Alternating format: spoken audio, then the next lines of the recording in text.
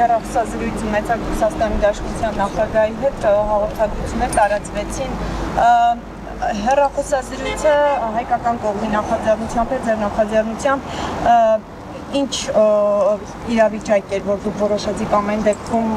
հորդորել կամ առաջարկել հանել այդ սանկցիաները կամ դուք ինչպես ձևակերպում եք այդ սահմանափակումները եւ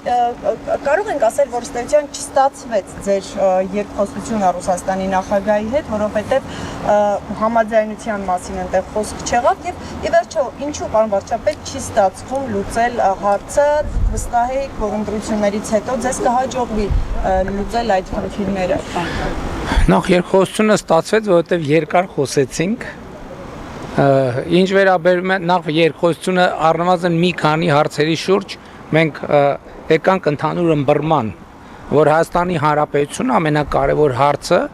ունի լեգիտիմ իրավունք ինքը իր համար այլ ընտրանքներ ձևակերպելու, ձևավորելու եւ Ռուսաստանի նախագահին ասի, որ մենք հայտարարել ենք այդ ճանապարհը եւ մենք գնալու ենք այդ ճանապարհով, մանավանդ հիմա, երբ որ ժողովուրդն էլ Հայաստանի Հանրապետության քվեարկել է դրա օգտին եւ մենք ես ինչպես նախընտրական շրջանում ասել եմ, չեմ պատկերացնում, որ մենք մեր քաղաքականությունների արդյունքում հայտնվենք մի իրադրության մեջ,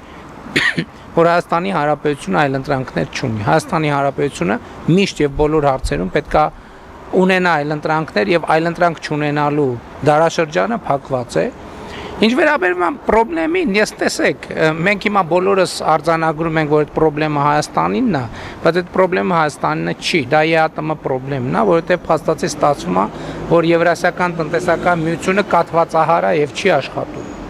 Եվ եթե այս հարցը արագ չլուծվի, թույլ տվեք կանխատեսել, որ դա կլինի ԵԱՏՄ-ի վերջի սկիզբը։ Բայց միայն Հայաստանի հետ առաջացել որոշի ավելի շուտ ԵԱՏՄ-ից դուրս գալ։ Չէ, մենք նման պլան չունենք։ Պարոն վարչապետ, Հայաստանի հետ առաջացել խնդիրը, եթե դուք ասում եք, որ ընդհանրապես դա ԵԱՏՄ-ի հետ է, ինչու միայն Հայաստանի հետ է լավ։ ԵԱՏՄ, ես չեմ ասում,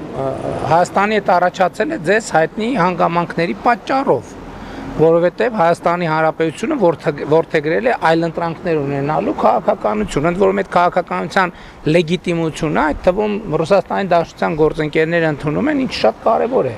Այստեղ խնդիրը հետևյալն է, թե այդ այլ ընտրանքը երբ պետք է իրացվի։ Նաև պաշտոնական հաղորդագրության մեջ էլ է ասվել, դուք գիտեք, որ մայիսի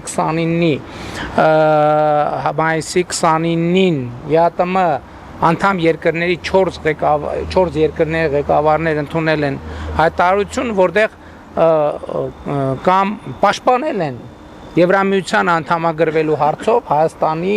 Հայաստանում հանրաքվե անցկացնելու իրադրությունը, ինչը վատ չէ։ Այսինքն այդ օրակարգի լեգիտիմությունը ընդունել են, բայց ես ուզում եմ հստակ նաև Ռուսաստանի Դաշնության նախագահին եմ ասել, որ հանրաքվեն չի կարող տեղի ունենալ առանց դրա առարկայի ներկայության։ Հետևաբար այդ հանրաքվեն անցկացնելուց առաջ մենք առնվազն պետք է դիմաց լինենք Եվրամիությանը անդամագրվելու հարցով եւ այդ օրակարգը պետք է այլընտրանքը պետք է ընկալվել դա իրենց կողմից։ Ես եկեք իմ դիրքորոշումների մասին ասեմ, որովհետեւ վստահ չեմ, որ այս հատվածում, բայց առնվազն այս process-ը կարծում եմ լեգիտիմ է եւ այդ process-ը մենք կտեսնենք։ Երկկողմ հաղորդակ